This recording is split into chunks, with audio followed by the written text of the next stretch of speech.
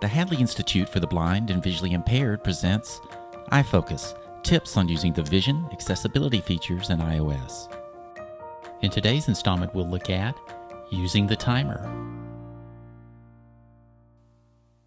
Hello, my name is Douglas Walker. Today, we will be checking out our timer, and we'll be using our iPhone for today's demonstration. You know, we have a really great timer built right into our clock app.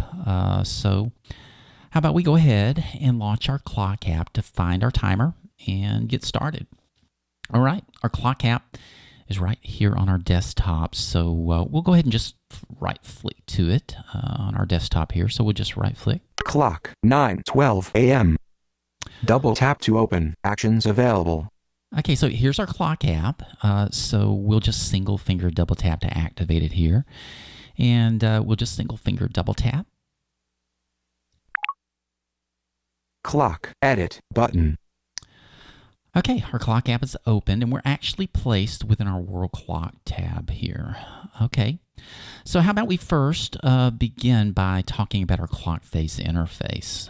Now, we have 5 tabs that are actually located across the bottom edge of our screen here. And activating any of these tabs will actually open up a totally new screen in which we're able to interact. I tell you, it really is like having 5 apps right within one app because each one of these tabs is going to do a totally different time-related task for us. Again, our tabs, of course, are located along the bottom edge of our screen here. And our timer tab, like we said, our World Clock tab is currently selected, but our timer tab is in the bottom right-hand corner of our screen. And so how about we just touch in the bottom right corner to find our timer tab here. So we'll just touch down here.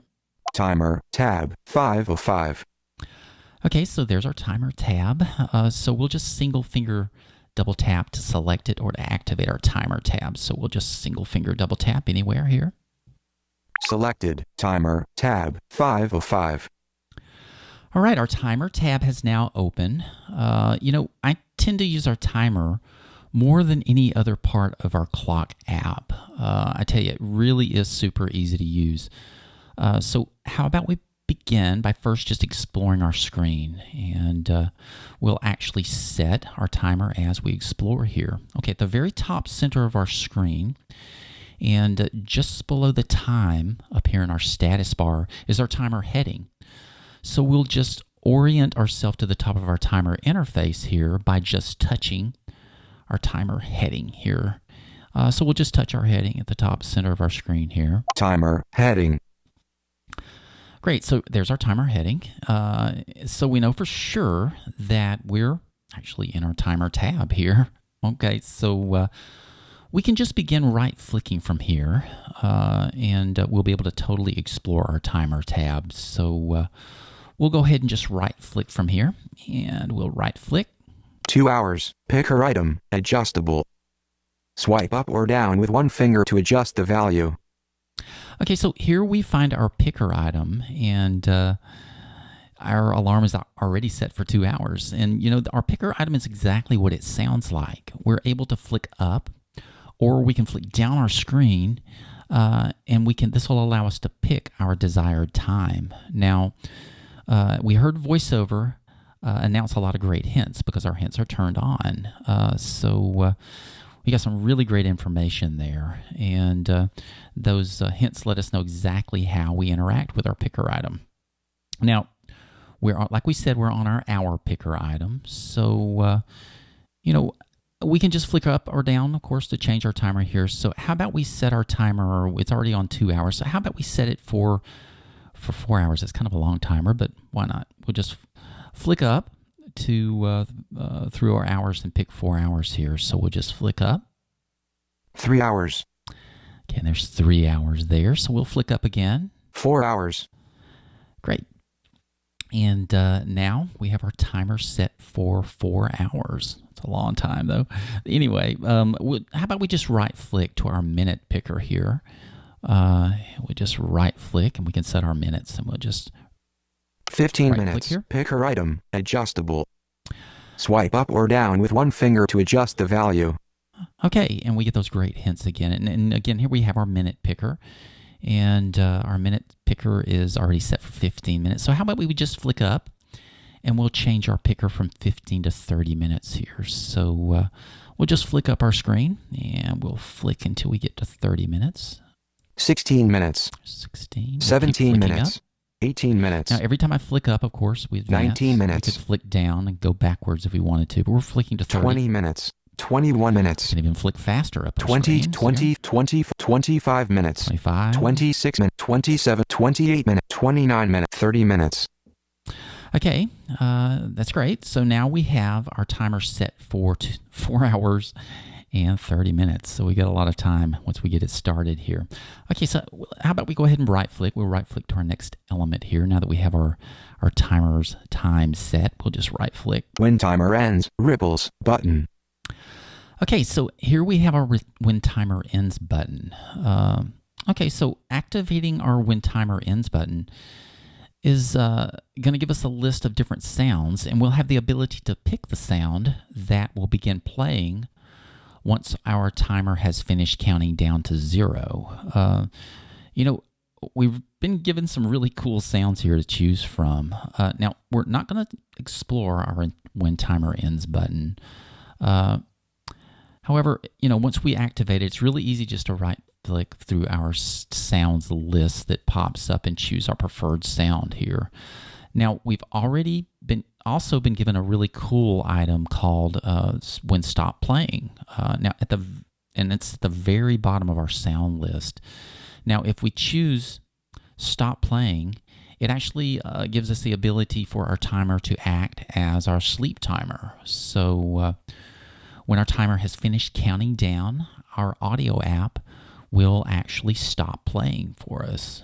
I tell you, this really works great with our different music apps like maybe Apple Music or Pandora or Spotify. It also works really well with some of our other audiobooks apps too. So it really does make a super nice sleep timer for us, which is pretty cool.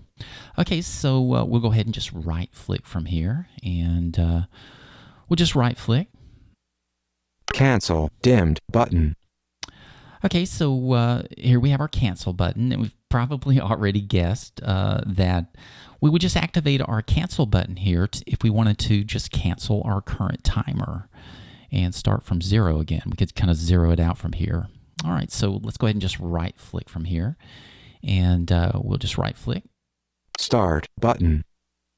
Okay, so here we find our start button, and our start button just so happens to be the last of our buttons or last of our elements here on our screen, because if we were to right click again, we would actually be placed right back in our tabs along the bottom edge of our screen here, and we don't want that. So now that we're on our start button, how about we just go ahead and single finger double tap, and we'll get our 4 hour and 30 minute timer here going. So we'll just single finger double tap to do that, and we'll double tap. Pause. Okay, our timer has started counting down for us here, and we heard VoiceOver announce that our start button actually turned into a pause button. So we could just single finger double tap again if we wanted to, of course, just pause our timer, and then we could just double tap again to start it up again. That's pretty great for us. Okay, so that's just how easy it is to use our built-in timer here. It's also good to know that if we do have a timer set, that we're actually able to exit our timer app, and it's going to continue to run in the background. So we're going to receive, of course, all of our timers or timed events exactly when we need them. That is, of course, unless our timer or our iPhone happens to be turned off. We don't want that. Okay, so now we have a great timer to use, while doing things like cooking or, like we said earlier, using as our sleep timer. That's pretty great. Again, my name is Douglas Walker. Take care, and I'll see you next time. For more from the iFocus series, including many other topics of interest to individuals with vision loss, visit the Videos at Hadley page on the Hadley Institute for the Blind and Visually Impaired website at www.hadley.edu.